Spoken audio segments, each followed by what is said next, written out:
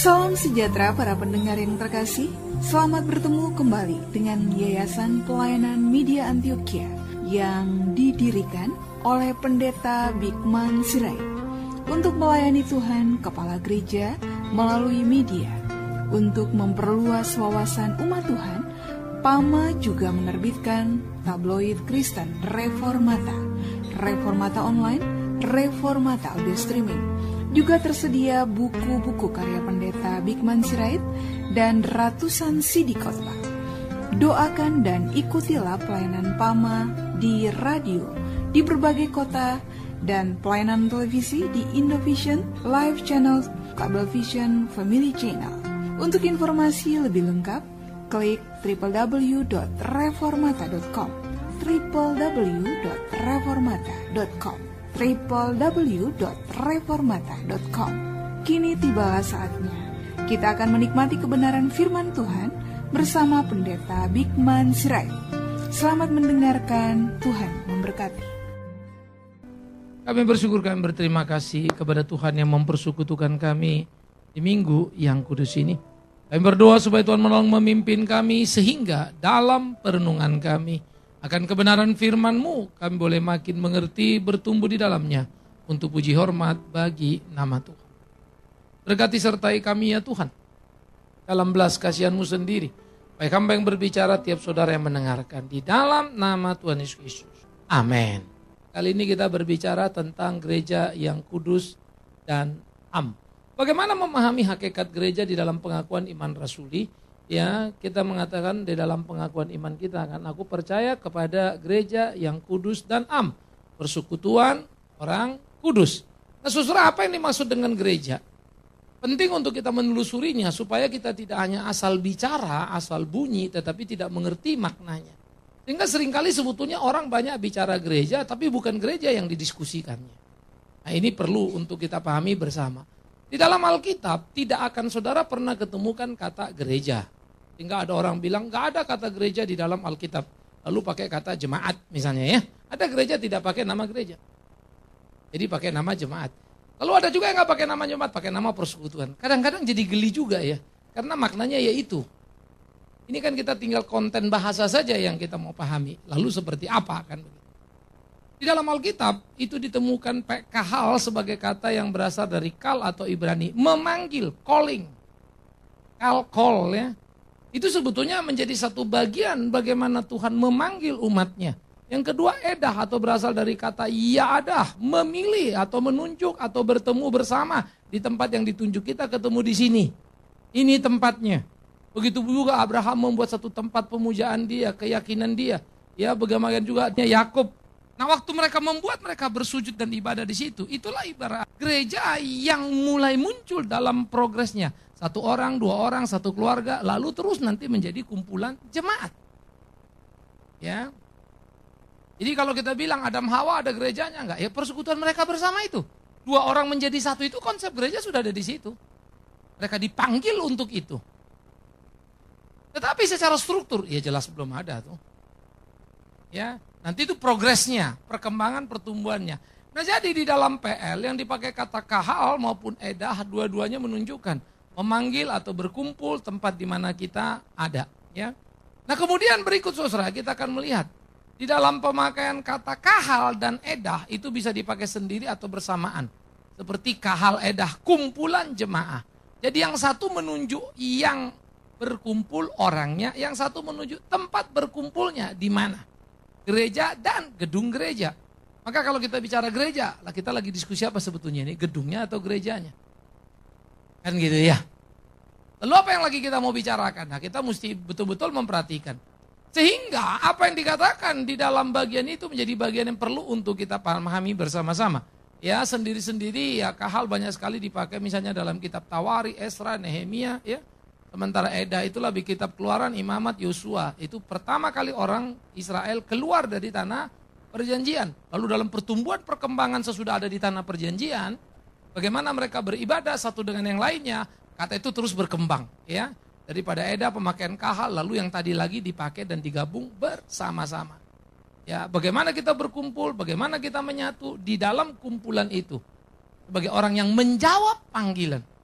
Jadi kalau saudara datang ke gereja harus ingat saudara sedang menjawab panggilan Tuhan. Saudara datang kemari bukan karena mau dengerin Bikman Sirait, salah. Saudara datang kemari bukan karena mau ibadah ketemu yang lain, karena saudara pengurus, salah. Kalau itu kewajibanmu ya kacau balau kita semua. Kita datang menjawab panggilan Tuhan. Kumpulannya di sini. Tempat yang ditunjuk ini. Kita bersama-sama sepakat dan kita garap bersama-sama. Karena itu kesatuan di dalam kebersamaan kita itu menjadi sangat penting. Kita nggak boleh sama-sama ada di ruangan ini tapi tidak menyatu. Artinya kau-kau, aku-aku ya artinya ribut. Nah di dalam aku-aku, kau-kau berbagai anggota satu tubuh itu nanti prinsipnya. Jadi kita boleh unik pada dirinya tetapi menyatu di dalamnya. Nah ini menjadi menarik dari semangat gereja itu. Ya. Yang berikut kita melihat saudara yang kekasih, akar kata gereja di dalam perjanjian baru bagaimana? Menarik, di dalam PB juga dipakai kata-kata eklesia dalam bahasa Yunani atau sunagoge atau sinagog yang biasa kita sebut. Ya, kalau eklesia berasal dari kata ek dan kaleo, memanggil keluar. Keluar dari mana? Dari gelap. Waktu kamu diselubungi gelap, ek kaleo, dipanggil keluar. Waktu memakai kata itu dari dunia yang gelap itu, kamu harus keluar dari sana. Jangan ada di situ lagi. Pergilah keluar. Ya. Nah ini menjadi sangat penting untuk kita pahami bagaimana kemudian di dalam hidup itu kita harus menjadi orang-orang yang mengerti kebenaran itu. Sehingga dipanggil keluar, kita tidak ada lagi di kumpulan yang salah itu. Kumpulan yang sebelumnya. Ya. Supaya kemana? Ke sunagoge atau sinagog, ke pertemuan ibadah atau tempat kita beribadah. Bukan kumpulan tempat orang berdosa. Bukan ke naik klub. Bukan ke tempat yang salah. Ke tempat beribadah. Beribadah kepada siapa? Nanti ada rumusannya. Kepada Tuhan Allahmu sajalah engkau harus beribadah. Engkau tidak boleh beribadah kepada ilah yang lainnya. Dia akan murka kepadamu. Dia akan marah kepadamu. Nah oleh karena itu, di dalam PL dan di dalam PB, deteksi kita terhadap gereja sangat kental. Pemahamannya juga harus mengerti. Makanya kalau gereja itu memanggil kita menjawab. Tapi panggilannya pasti berdasarkan suara kebenaran Allah. Gak peduli kamu suka apa enggak. Tapi kamu harus peduli benar apa tidak. Kalau kita ke gereja kan mau salah kayak yang penting saya suka. Terbalik ya. Bener itu, bener. Tapi saya gak suka nih orang cara ngomong terlalu keras. Ya apa boleh buat dah. Anggap ya. Jadi kita tidak sedang meributkan tata krama di sini. Kebenaran. Kalau Tuhan bilang aku benci dengan puji-pujian mereka. Percuma bangsa ini beribadah kepadaku dengan mulut bibirnya. Hatinya jauh dari aku. Siapa yang suka dengar kalimat itu? Murid-murid pun protes pada Yesus. Kau bicara seperti ini terlalu keras. Siapa yang sanggup mendengarnya? Yesus tersenyum pada muridnya dan berkata, taulah kau, kalau kau gereja aku mengutusmu seperti apa? Domba ke tengah serigala, siap-siap kau dicabik-cabik. Jangan kau pikir enak. Tinggal murid-murid itu belajar lama loh untuk ngerti artinya melayani. Apakah Yesus tidak ngerti tata krama? Masa sih Yesus yang penuh cinta kasih gak ngerti itu? Yang benar aja. Emang Yohanes Pembaptis gak tahu sopan santun? Sampai-sampai orang datang, ular bludak pulang kau. Buahkan buah yang sesuai pertobatan. Sama aja orang dipermalukan kan? Yang gak peduli. Kebenaran ada pada dirinya. Saya kurang berani seperti Yohanes Pembaptis ataupun seperti Yesus. Karena saya tidak sebenar mereka. Andai kata satu waktu saya berproses bertumbuh sebenar mereka dan berani, saya akan berani teriak lebih keras lagi. Ya, kalau saya nggak beres, saya teriak kenceng-kencengan, kalian bisa bilang, Allah Bapak juga begitu, habis kan? Maka saya berkelahi. Itulah gereja, di mana segala sesuatu diletakkan di atas meja dan teruji. Ya, ini gereja. Sehingga gereja itu menjadi satu tempat di mana kita dikumpul dan dikumpulin adalah orang yang sudah dipanggil keluar dari kegelapan itu. Orang-orang yang berkumpulin adalah orang-orang yang sudah tidak sama dengan dunia itu. Orang-orang yang berkumpulin adalah orang-orang yang belajar kebenaran itu. Orang-orang yang berkumpulin adalah orang yang menaklukkan diri pada kebenaran. Sehingga perkumpulan kita bukan kau aku. Tapi Kristus yang memimpin kita, Kristus yang mengatur kita. Maka kita tunduk pada kebenaran itu. Sekalipun yang bicara anak kecil, kalau dia benar dan kita salah, sorry loh, you mesti terima. Gak peduli kamu siapa. Pangkat dia lebih rendah dari saya. Betul pangkatmu lebih tinggi. Tapi kau salah dan dia benar. Dengarkan. Karena bukan dia yang kau dengarkan. Tuhan lewat mulutnya dia. Kalau memang kita hargai Tuhan itu. Karena itu menjadi penting, apakah yang kita dengar benar atau tidak? Tidak terlalu penting siapa yang bicara. Maka saya suka ketika Yesus bicara pada murid-muridnya. Dengarkan apa kata orang Yahudi itu, tapi jangan tiru kelakuannya. Mereka ngomongnya benar, kelakuannya payah. Aku gak suka. No. Dengar, dia ngomong benar, perhatiin. Tapi kelakuannya jangan tiru, jangan ikut dia, jangan kumpul sama dia. Hebat ya. Orang kesentuh tajam memotong sesuatu. Jangan anggap remeh buat. Tapi ujilah segala sesuatu. Jangan juga main asal-asal saja. Sehingga elegansi dalam keimanan bagi saya mengagumkan sekali, saudara. Ya, saya mulai membayangkan seluruh company di kolong langit yang maju, yang hebat. Sistem administrasinya itu rapi setengah mati. Deteknya gampang. Itu perusahaan besar setengah mati. Perusahaan-perusahaan itu kuat sekali. Administrasinya akan rapi sekali. Jikalau kau tidak rapi, bagaimana kau mengendalikan? Jikalau kau tidak bisa mengendalikannya, bagaimana yang kau bisa berkembang menjadi besar? Tidak bisa. Ya. Sehingga bagaimana begitu rapinya, begitu teraturnya segala sesuatu dan begitu majunya. Kalau kalian tahu, itu semangat gereja. Kenapa sekarang perusahaan lebih rapi daripada gereja?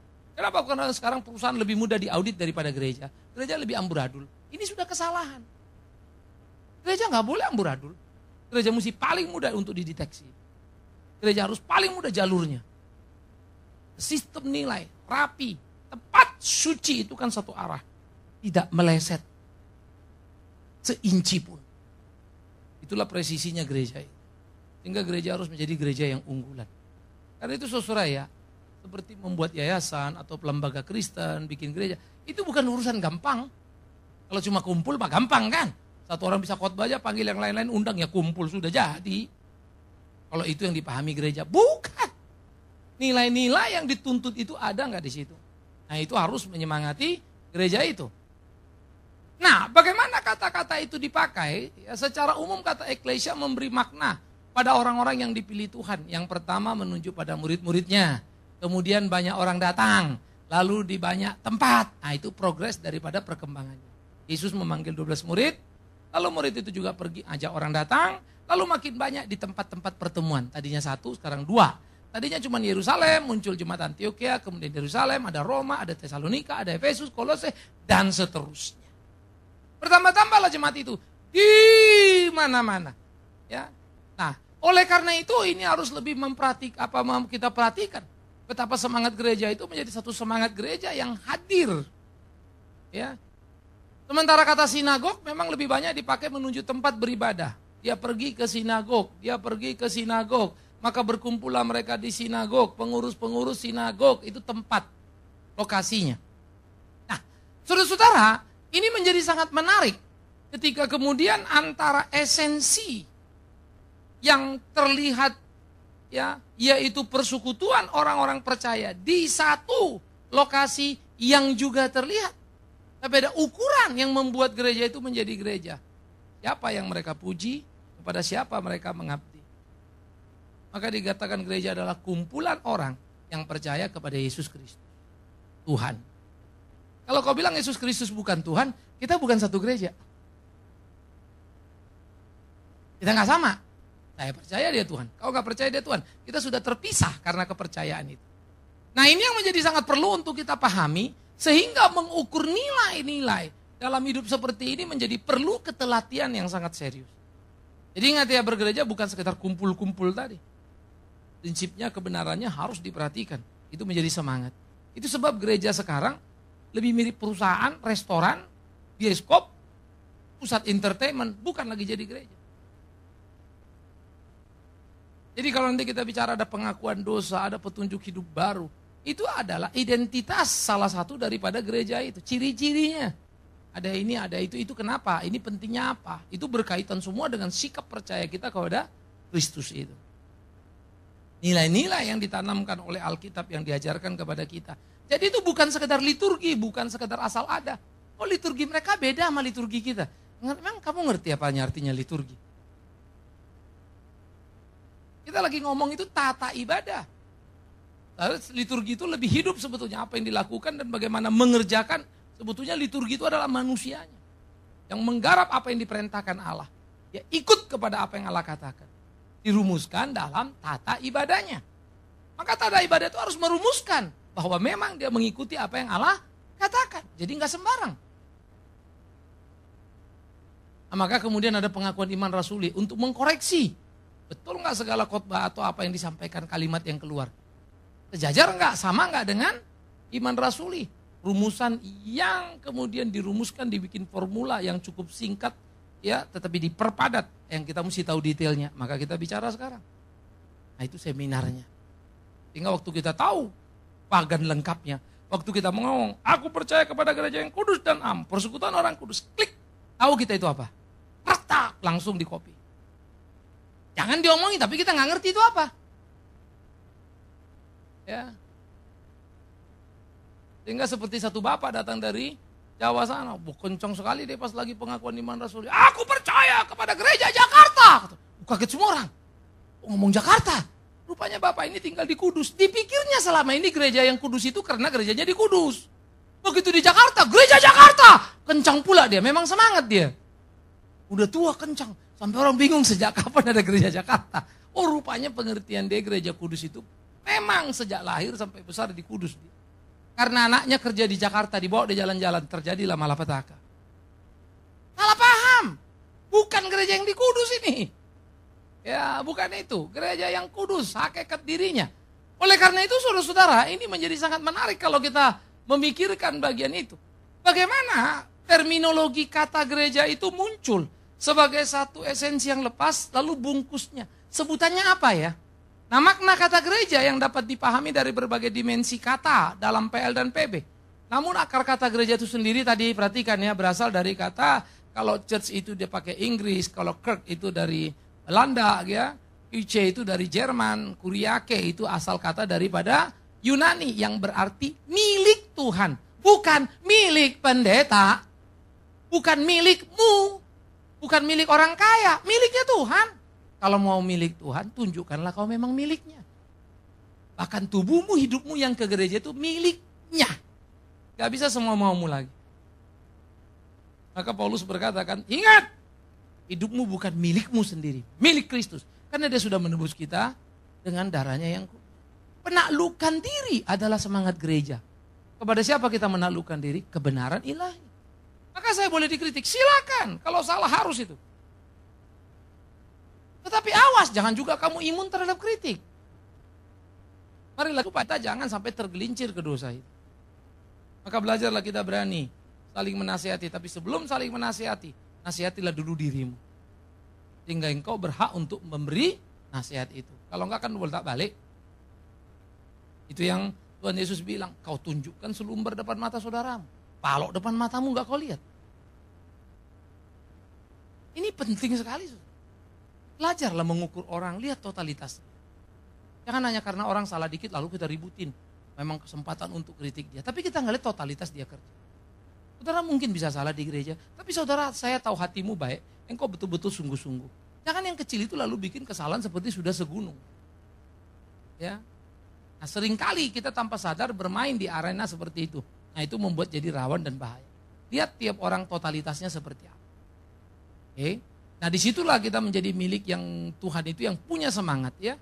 Sehingga dalam kata tu kuriakon atau he kuriake, gereja bukan mengacu pada gedung. Tetapi orang yang berkumpul di dalam gedung yang disebut sebagai bangunan rohani. Engkaulah imamat yang rajani, umat kepunyaan Allah yang dipanggil keluar dari perbuatan dunia yang gelap untuk menyatakan perbuatan-perbuatannya yang besar. Itu gereja. Ya. Nah oleh karena itu saudara, memahami gereja sebagai hakikat prinsip penting itu jadi perlu dalam kehidupan kita.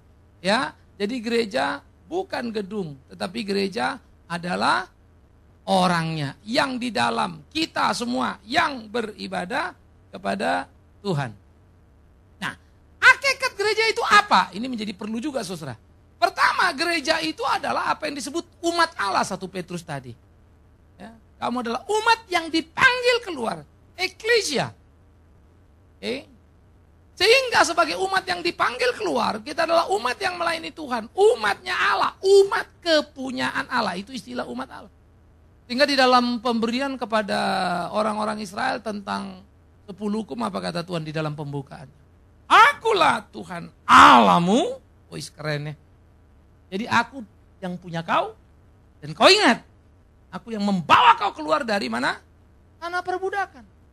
Jangan macam-macam kau, itu bahasa Bataknya ya. Ubah sudah noko. Kira-kira kan begitu kan? Jangan macam-macam kau, kuhabisi kau nanti. Jadi kau harus perhatikan, jangan ada ilah lain. Jangan ini, jangan itu. Kalau sampai ada ilah lain, rajam batu, mati. Serius banget loh. Kita datang kepada dia dan dia berkata kepada kita, aku Tuhan Allahmu. Jadi jangan ada ini dan itu. Dia tentukan ketentuan di dalam 10 hukum yang harusnya kita pahami dengan utuh itu. Itulah kebenaran, itulah gereja. Ada wibawa di sana. Semua orang mesti tunduk kepada kebenaran itu. Gereja digambarkan sebagai apa? Tubuh Kristus. Tubuhnya Kristus. Tubuh adalah gambaran yang diberikan oleh Paulus. Kita punya berbagai-bagai anggota tubuh, tapi satu tubuhnya. Tangan gak bilang, aku tubuh. No. Kaki juga gak bisa bilang. Waktu mereka menyatu, mereka satu tubuh. Jangan bilang ini tubuh, ini pun badanmu ini. Ini dadamu, ini perutmu. Tubuh adalah kesatuan dari seluruh anggota yang kumpul itu. Maka disebut tubuh. Begitulah gereja. Berbagai-bagai karunia yang ada, talenta yang ada, menumpuk menjadi satu. Gereja. Tinggal masing-masing memberikan dengan talentanya, dengan kemampuannya. Untuk apa? Gereja. Not for myself. Jadi bukan untuk diriku, tujuanku, semangatku, untuk Tuhanku. Dia mau apa? Kembalikanlah yang terbaik untuk Tuhan itu. Nah, ini pergumulan kita. Dalam perkelahian sejarah ini kan. Tunjukkan bahwa kita mampu. Nah, ini menjadi sengit untuk kita pikirkan sama-sama. Ya, yang ketiga, kita disebut juga bait Allah. Itu gereja. Gereja itu bait Allah, di mana ada Allah bait yang mengelola, mengatur gereja. Tapi bait Allah bukan lagi bait Allah ketika di bait Allah ada rapat untuk membunuh anak Allah. Ngerti maksudnya? Itu bait Allah tapi tidak ada Allah bait di sana. Karena imam-imam itu rapat jadi bait Allah untuk membunuh Yesus itu. Jahat. Jangan lihat dulu gedungnya ya. Dalam gedung gereja itu pun bisa manipulasi itu. Bisa korupsi, bisa apa segala macam. Busuk itu bisa. Jadi gereja nggak ada yang suci. Kita yang dipanggil Tuhan harusnya suci. Tapi suci nggak bisa diomongi, pasti kelihatan. Teruji ya. Jadi di tubuhmu adalah bait Allah. Gereja juga digambarkan Yerusalem baru. Yang akan kelak dibangun oleh Tuhan. Langit baru, bumi baru, itulah gereja yang sejati nanti. Jadi cita-cita kita nanti itu. Gereja yang satu, bukan dua, bukan tiga, bukan lima. Ya. Dan gereja juga seringkali disebut sebagai tiang penopang dan dasar dari kebenaran.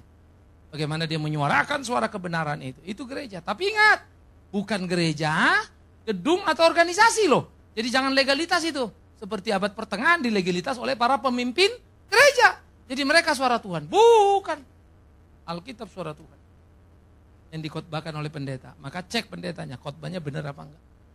Paus pernah mengambil jabatan itu. Lalu menempelkan pada dirinya the infallibility of Pope. Ketidakbersalahan Paus.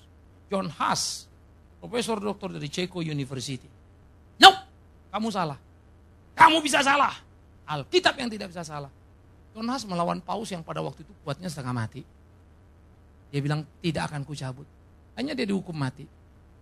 Pada waktu mau dihukum mati, Raja Ceko datang bilang, John please teman baik. Aku gak bisa tolong kamu. Kalau kamu cabut kalimatmu, aku akan ngomong sama Paus. Supaya kamu jangan dihukum.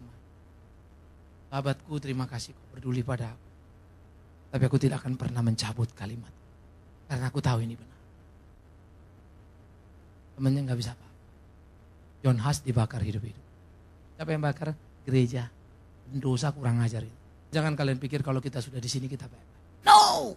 Kita belajar jadi orang. Untuk belajar jadi orang baik, baik-baiklah belajar.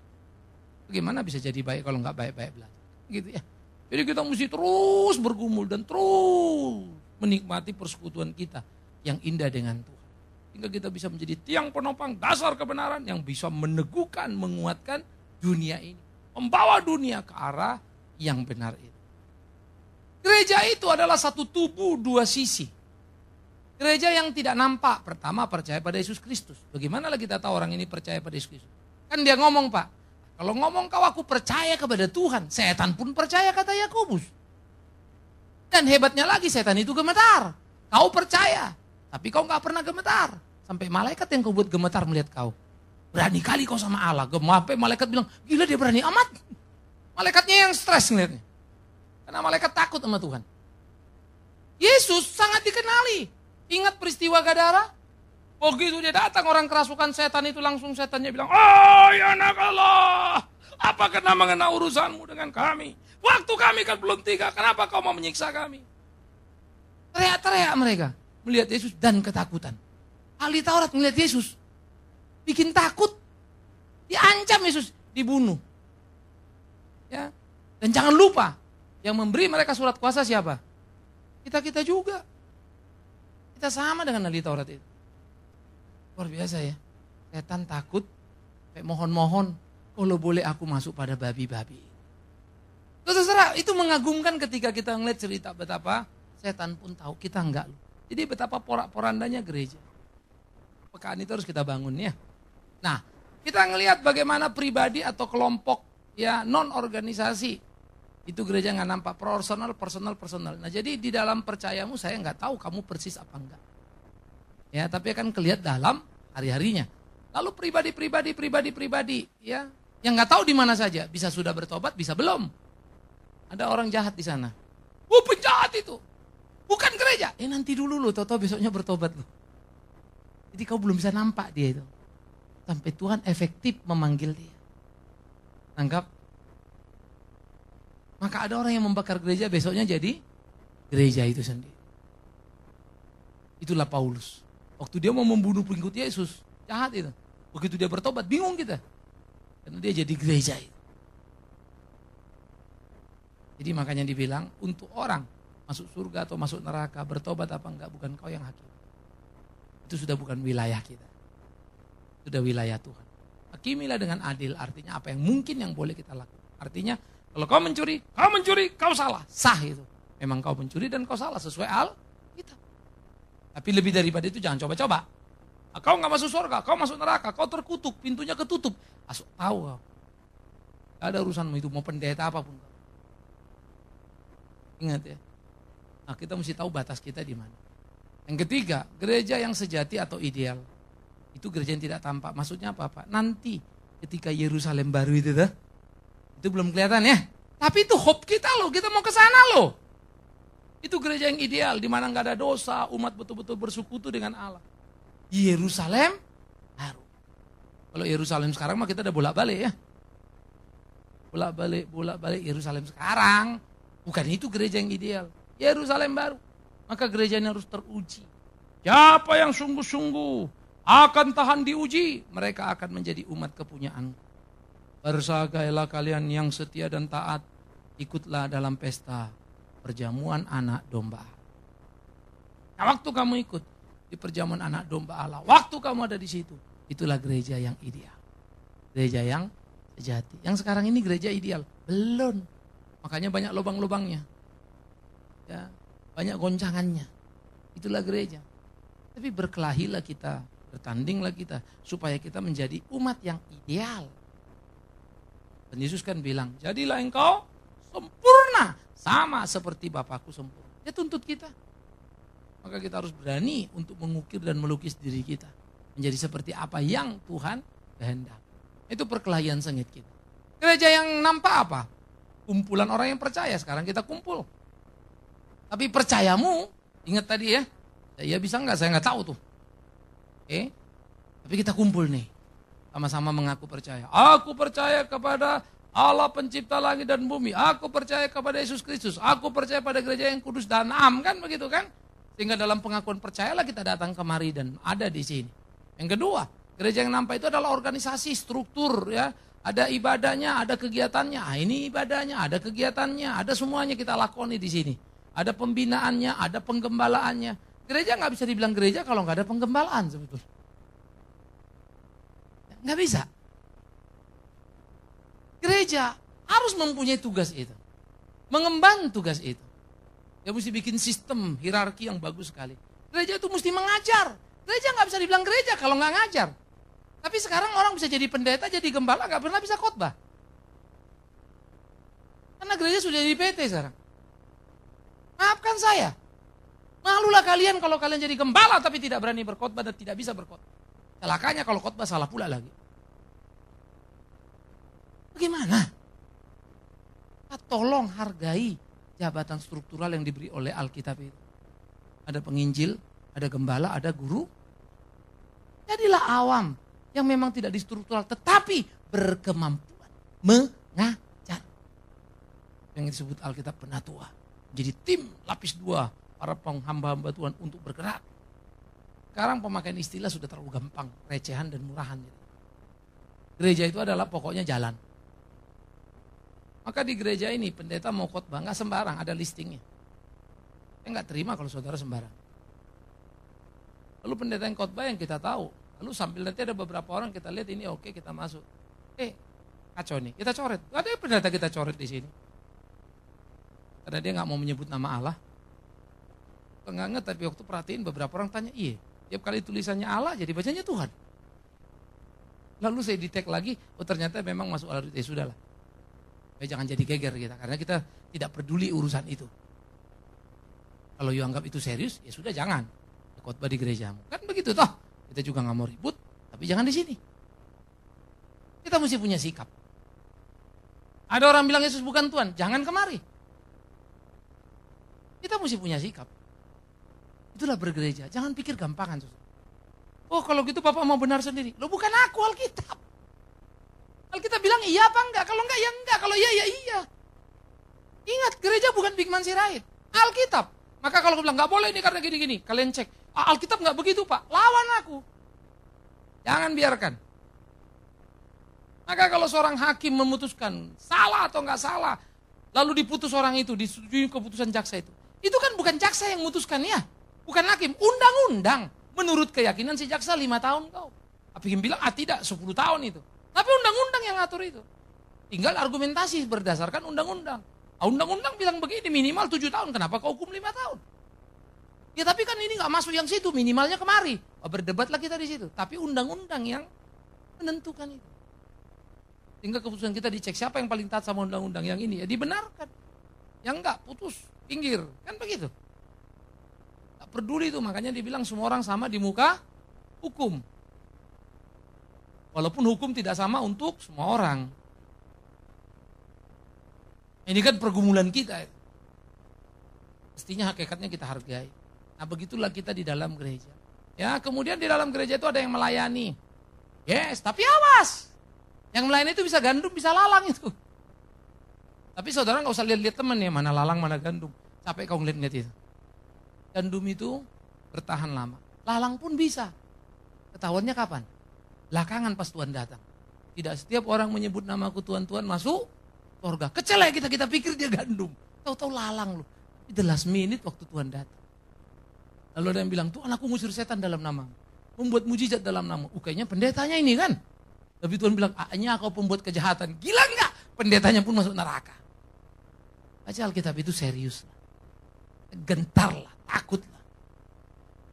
Ayo kita berkelahi di hidup kita ini. Supaya nanti jangan sampai kita terbuang. Ya. Kemudian satu tubuh dua fungsi, potensi. Persekutuan orang percaya oleh roh, berbagai talenta, karunia untuk melayani yang tadi saya bilang. Mandiri, bebas dari negara. Nah itu sebagai potensi gereja. Gereja tidak ada di bawah negara. Oke? Tetapi sebagai organisasi. Nah ya, organisasi persekutuan umat dalam organisasi adanya struktur, jabatan, dan komisi. Mandiri tapi terikat dengan undang-undang negara. Itu organisasi loh. Maka kita nggak bisa jadi gereja yang gelap. Maka kita punya organisasi. Kemana kita berasosiasi? Kita punya struktur, kita punya pengurus, kita atur pelan-pelan. Kita punya anggaran dasar, kita punya anggaran rumah tangga. Ya, itu mesti dikelola semuanya. Nah ini jadi penting. Kita punya aturan main. Kalau asetnya aset gereja, ya nama gereja. Gak boleh nama pendeta Bikman Sirait itu. Ada orang ngasih saya uang, Pak beli gedung Pak. Uangnya di tanganku. Tapi gak bisa, nama gereja itu. Ya, kita lagi atur terus pelan-pelan. Kalau beli gedung gereja cukup 2/3 majelis. Tapi kalau jual harus 2/3 jemaat. jangan gampang-gampang jualnya. Jadi nggak cukup itu ketua umum, sekum, tanda tangan, lalu gereja dijual. Itulah yang kejadian sekarang. Kita mesti pikirin dong, itu kan gereja bukan punya orang. Artinya satu orang, itu kan milik Tuhan lewat banyak orang. Bikman Sirait boleh mati. Tak boleh gedungnya gereja yang di Salemba sekarang warisannya gereja itu jatuh ke anak biniknya. Enggak lah, istriku, anakku akan dipelihara Tuhan itu. Aku bertanggung jawab untuk hidup mereka. Ya, apa yang bisa kukumpulkan, kukumpulkan. Tidak boleh aset gereja itu kupindahkan. Mesti beda, mesti clear mana gereja, mana enggak. Ini prinsip-prinsip yang mesti di tanah. Ini gereja agak sensitif. Ya, kita perlu kehati-hatian di sana. Jadi uang gereja jangan kita utak-atik. Gereja punya, itu jalurnya, alurnya ada semua. Ya. Nah, jadi ini yang mesti diperhatikan. Maka itu ya, berorganisasi itu jangan jadi aneh gereja gitu. Maka gereja mesti tunduk. Kita gereja kemarin udah discuss. Oke, gereja nggak report pajaknya, tetapi kita mau bayar pajak gimana caranya, tanya. Oh, kalau gereja nggak usah, itu aturannya. Ya udah, kita bayar pajak untuk PPH perorangan. Siapa yang mesti dibayarin gereja, bayarin. Saya merapin terus. Kita ikut. Kita punya NPP, kita bayar. Itu yang semestinya. Belajar tertib. Kalau gereja nggak begitu kan lucu juga kan. Aset kita belajar tertib. Lah kalau nggak mau bagaimana dong kita bilang kita gereja. Padahal untuk ngurusin yang urusan duniawi aja nggak beres. Gimana urusan surgawi? Ngomong kosong gitu. Logika ini mesti ditanamkan. Ya, supaya kita selalu tepat. Kemudian gereja yang kudus tanam dalam pengakuan kita. Kudus Ibrani dari kadosi atau Yunani hagios. Itu artinya terpisah, dikhususkan atau kesucian. Begini. Kudus kados tidak sama dengan terpisah dari. Tidak sama dengan apa? Dunia. Terpisah dari mana? Dunia. Dipanggil ke luar. Sehingga saya suka bilang ini ada kumpulan, di sini ada remote, ada mic, ada handphone, begitu. Nah, handphone ini dipanggil dari keluarannya ini. Kumpulannya top, ditaruh kemari. Nah, ini gereja nih. Sehingga dia keluar dari gelap, tidak sama dengan gelap. Jadi jangan kita bilang, saya udah keluar dari gelap Pak. Tapi kok mirip gelap ya? Gawat itu. Apalagi sama. Apalagi lebih gelap dari gelap. Makin gawat ini kan. Nah, ini yang kita mesti ngelihat. Maka kalau gereja mirip dengan organisasi dunia, pakai gerasa gerusu ribut yang gak perlu, itu aneh juga gitu. Maka organisasi aturan mainnya mesti clear. Tetapi clear itu disitulah toleran yang ada, bagaimana nilai-nilai yang benar itu di dalam tengah rasa itu kita lakukan. Nah, sehingga gereja secara organisasi tidak bisa digugat dari luar. Karena dia memenuhi standar yang semestinya. Itu kita mesti perhatiin. Kalau enggak kita nggak bisa bersuara. Nah, ini kita mesti melihat itu. Ya, maka aset itu mesti jelas. Universitas ini lagi ribut aset, universitas ribut aset. Itulah nggak jelas. Gereja nggak bisa begitu loh. Tapi ternyata gereja itu kalau ada pemimpinnya mati aja, geger sudah rebut-rebutan. Saya sebagai pendiri pertama, lalu menaruh batu ini, saya terus bergumul dan berdoa. Gimana ini supaya kaderisasi ini terus berjalan, aturan-aturan main dan semua. Ya, itu kita mesti belajar. Kami percaya pada gereja yang kudus dan am itu satu namanya ya. Tubuh Kristus yang satu. Esa, umat Allah yang esa. Maka kita adalah gereja yang kudus, terpisah dari, tidak sama dengan, dan tidak banyak tapi satu. Itu sebab kita boleh beda gereja lain. Gereja A, gereja B, gereja C. Itu cuma organisasinya. Tuhan Yesus kita sama. Makanya picisan sekali gereja masa kini meributkan perbedaan. Aneh buat saya. Kanak-kanakan itu. Bapak teologinya lain. Mari kita berdebat. Kalau kebetulan aku yang benar, ya kau dengarin. Sesuai Alkitab lu ternyata. Tapi kalau aku salah, ya aku koreksi. Kan itu toh. Jadi apapun merek gerejamu kan Alkitabnya sama kan. Ya ayo balik kepada Alkitab itu. Tapi jangan paksakan ajaran gerejamu yang gak ada di Alkitab. Pokoknya pendetaku bilang gini. Loh, kau ini percaya Alkitab apa percaya pendeta? Sorry loh, Alkitab gak bisa salah, pendeta bisa banget. Ya, karena itu saya tidak mau saudara gelap mata percaya pada khotbah Bikman Sirait. Alkitab. Nah, saya khotbah sesuai apa enggak, kalian periksa. Ya, jadi kita kritis. Nah, itulah gereja yang kudus dan persekutuan orang kudus. Bukan orang Jakarta ya. Itu persekutuan orang kudus. Orang yang sudah tidak menyatu dengan dunia. Sehingga persekutuan orang kudus itulah yang sudah tidak sama dengan dunia. Bisa sehati, sejiwa, sepikir. Yang selalu digugat oleh Paulus kan. Saling bertolong-tolonganlah kalian, saling menasihatilah kalian. Hendaklah kalian sehati, sejiwa, sepikir. Keren banget. Keren banget. Semangat ya sama. Sampai titik darah penghabisan. Wih, gereja itu luar biasa. Ayo militan. Pulang, ngomong sama dirimu, semangati dirimu. Ya. Dan akhirnya, inilah umat pilihan Allah berada di atas dunia. Kita bukan di bawah dunia, mengatasi dunia, garam dan terang dunia.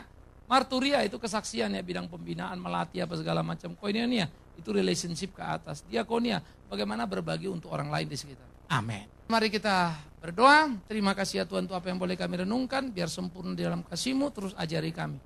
Pengakuan iman yang kami ikrarkan tiap kali di gereja-Mu. Jadi pengakuan yang sungguh dan berdasar, kuat dan teguh.